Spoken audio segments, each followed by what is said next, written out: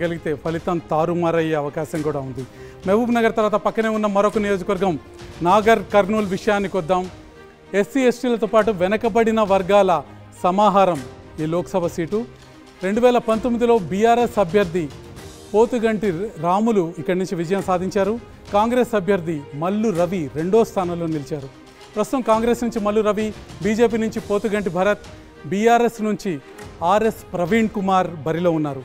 వీరిలో మల్లు రవి మాల సామాజిక వర్గం నుంచి ఉంటే పోతుగంటి భరత్, ఆర్ఎస్ ప్రవీణ్ కుమార్లు మాదిగ సామాజిక వర్గం నేతలుగా ఉన్నారు.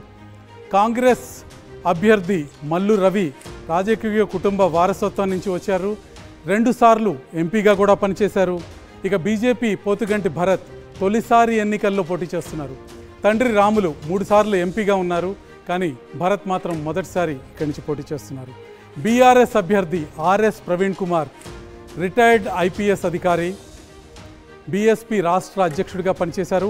ఇటీవల బీఆర్ఎస్లో చేరారు. బీఆర్ఎస్ తరఫున ఈ నియోజకవర్గం నుంచి పోటీ చేస్తున్నారు. ఈ నియోజకవర్గం నుంచి నాగర్ కర్నూలు నియోజకవర్గం నుంచి కాంగ్రెస్ విజయం సాధించే అవకాశాలు చాలా స్పష్టంగా కనిపిస్తున్నాయి.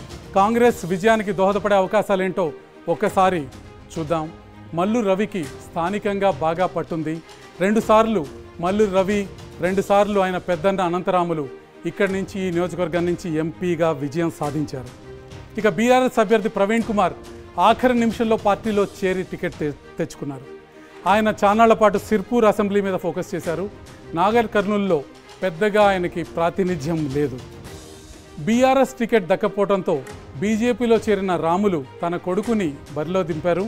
అయితే పెద్దగా భారతీయ జనతా పార్టీ నియోజకవర్గంలో ప్రభావం చూపించలేకపోతుంది. బీఆర్ఎస్ అభ్యర్థి ప్రవీణ్ కుమార్ ప్రభావం చూపితే మల్లు రవి గెలుపు కొంత కష్టమయ్యే అవకాశం ఉంది. లేకపోతే మల్లు రవి గెలుపు మాత్రం నల్లేరు మీద నడకలా కనిపిస్తుంది.